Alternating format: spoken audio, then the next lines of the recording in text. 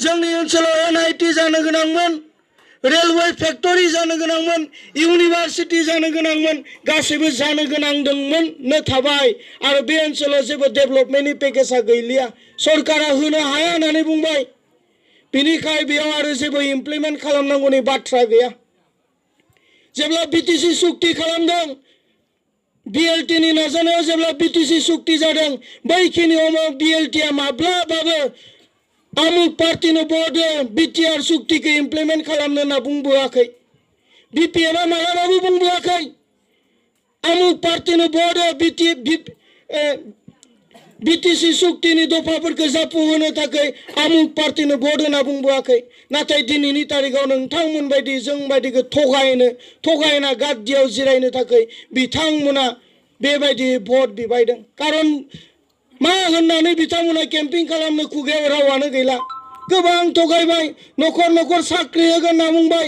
बै BTR सुक्तिनि दफायाव लिरनाय दङ, 10.2 क्लसाव लिरनाय दङ, बे BTR ओनसोलाव जेसेबां सेंग्रा सिख्लाफोर दङ गासैनोबो आर्मि पुलिसाव साख्रि होनाय जागोन होननानै बेयाव लिरनाय दङमोन।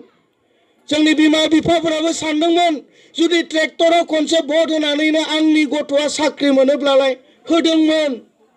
जोंनि सेंग्रा सिख्लाफोराबो सानदोंमोन आं ग्रेजुवेट जानानै MA पास खालामना ओरैनो दङ, आं जुदि खनसे ट्रेक्टराव भट होनानै प्रमटखौ शिफ्ट खालामोब्लानो साख्रि मोनगोनबालाय होननानै बयबो होदोंमोन। नाथाय 4 बोसोर बारलांबाय, बे ओनसोलाव BTR सुक्तिनि गेजेरजों साख्रि मोननाय दङना गैया?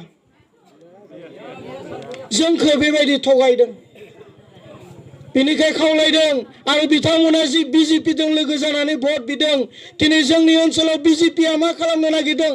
एबाराव जुदि मेजरिटी MP देरहानानै दिल्लीयाव सरकार दानो हायो, अब्लानिया मा खालामनो नागिरदों? गुत्तै भारतखौ हिन्दु राष्ट्रीय खालामनो नागिरदों।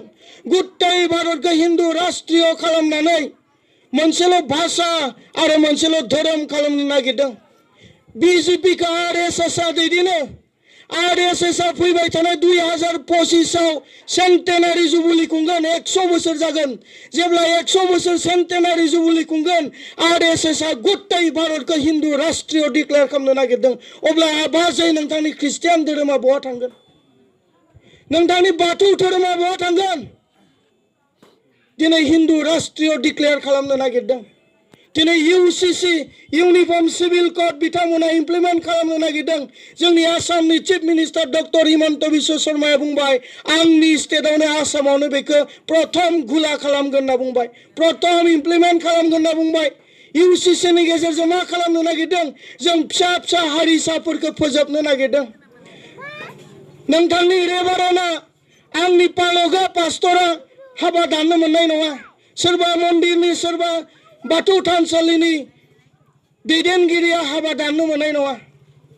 बिथांमोना मोनसेल' आयेन खालामनो नागिरदों, अनलाइनाव बिया होनो नागिरदों। मानसि थैयोब्लाबो सासे ब्राह्मिन फैयाब्ला बेखौ फबहैनो मोननाय नङा, सावहैनो मोननाय नङा। बेबायदि आयेनखौ लाबोनो नागिरदों। अब्ला जोङो जोंनि धोरोमखौ गाबथानो थाखाय आं खावलायदों, जों हानांगोन। सोरबाया बुंनो हागौ सासेल' MP दिल्लीयाव देरहानानै थांनानै मा खालामहैनो बुंनो हागौ। नाथाय आं बेखौबो बुंगोन, मेघालया मालाय बुंखाबाय भारताव जेसेबांखिनि गोदान आयेन बानाया मानो जोंनि ट्राइबेल स्टेटआव बेखौ जानो होआ। अरुणाचला बुंखाबाय, दाखालि बावैसो किरण रिजिजु बिथाङा बुंबाय भारताव जेसेबां आयेन लाबोआ मानो, का लाबोआ मानो, UCC खालामा मानो जोंनि ट्राइबेल स्टेटआव बेखौ जानो होआ। मानोना बिथांमोना MP दङ, नाथाय जोंहा MP गैया। जुदि बे ओनसोलनिफ्राय बड'लेण्ड हालामनिफ्राय जुदि जोङो सासे MP देरहाहरनो हायोब्ला बिथाङानो बुंगोन जोंनि जानानै जे आसामनि सिङाव ट्राइबेल बेल्ट एन्ड ब्लकनि सिङाव बर' होननाय मोनसे जाथि दङ, जाय जाथिया बिभिन्न धोरोमाव दङ, जाय जाथिया दख'ना गानो, जाय जाथिया बर' राव रायलायो, बेखौ जेरै दङ बेबायदिनो थानो होनांगौ। जोंनि ट्राइबेल बेल्ट एन्ड ब्लकआव बेबायदि आयेनफोरखौ इमप्लिमेन्ट खालामनो होनाय जानाय नङा होनना बिथां MP आ जेब्लानोखि दिल्ली पार्लियामेन्टआव बुंगोन, अब्लाना नोंथांनि धोरोमा बासायजागोन, आंनि धोरोमा बासायजागोन, आंनि रायलायनाय बर' भाषाया बासायजागोन, नोंथांनि गाननाय दख'नाया बासायजागोन। नङाब्ला जोङो जोबनायनि लामायाव रायजो राजाफोर।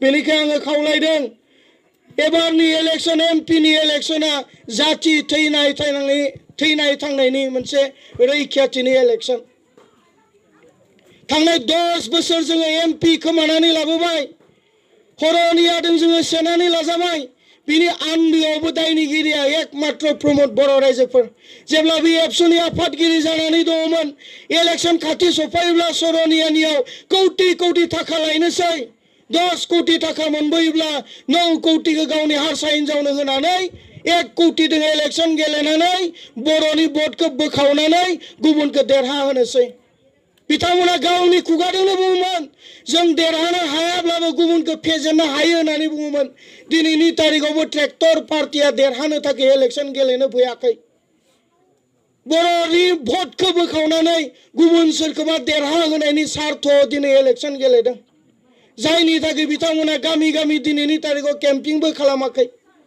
अबेबा ग्राउन्डआव अबेबा फिल्डआव आइजोफोरखौ सेल्फ हेल्प ग्रुपनि चेक रानगोन माबा एमबि होगोन ना थगायना लांनानै मिटिं खालामो सायाव बिथांमोना भट बोखावनो थाखायल' दिनै इलेक्शन गेलेनो फैदों बेनिखायनो आङो खावलायगोन फैबाय थानाय 7 तारिखआव जेलाव थानाय एनडिएफबिफोरखौ उदां खालामनायनि स्वार्थआव जोंनि हाखौ बासायनायनि स्वार्थआव गावबा गावनि धोरोमखौ बासायना लाखिनायनि स्वार्थआव जोंनि राव हारिमु थुनलाइखौ बासायना लाखिनायनि स्वार्थआव नांगोलनि सावगारियाव भट होनानै खाम्फा बरगयारिखौ देरहासार खालामना हाग्रामा महिलानि आखान्थिखौ गोरा गोख्रों खालामगोन होनना फोथायनानै फिन खनसेबाव नोंथांमोन साफ्रोमनिसिमबो अननाय आरो खुलुमनाय बावहरनानै आंनि बिबुंथिखौ दोनथ'बाय खुलुमबाय रायजोफोर